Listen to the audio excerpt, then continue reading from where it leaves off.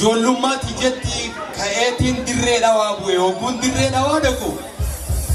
halkan xiqqishoo barcaa godheetiin rafee tikeeta finfinneetiin muradhe hogguu kana ganama xiqqishoo natti warraatee cehaadhaatiin bakka buufata konkolaataa dhaqe hogguun ol seenu guutamee miciyyoo takka takoonkoonni sii kana dhaabbata takannii si daraaraa guguree ce'u funyaan isii gufateetu tana bira kursiin takka jira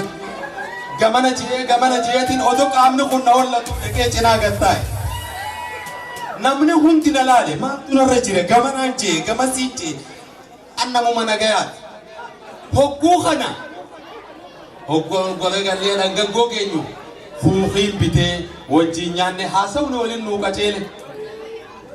hogguu irna dhufnu ciree nuu bittee waliin faxarree mataa hara hogguu dhayinu laaqana nyaanne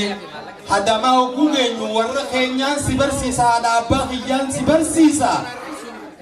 makiinaa irraa buutu malee obboli ani finfinnettiin deemaa lakkiin buu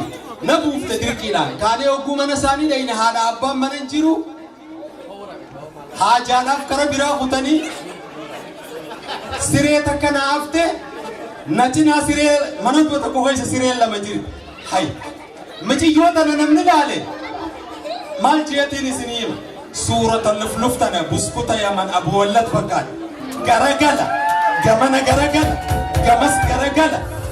hirribni na fudhatuuti aboo balaan feete haa buutu jeeti gabbu'ee gubbaa dhaqe hogguun mallaa isii tana laalu keessattiin farke akka daawutii ni ilaala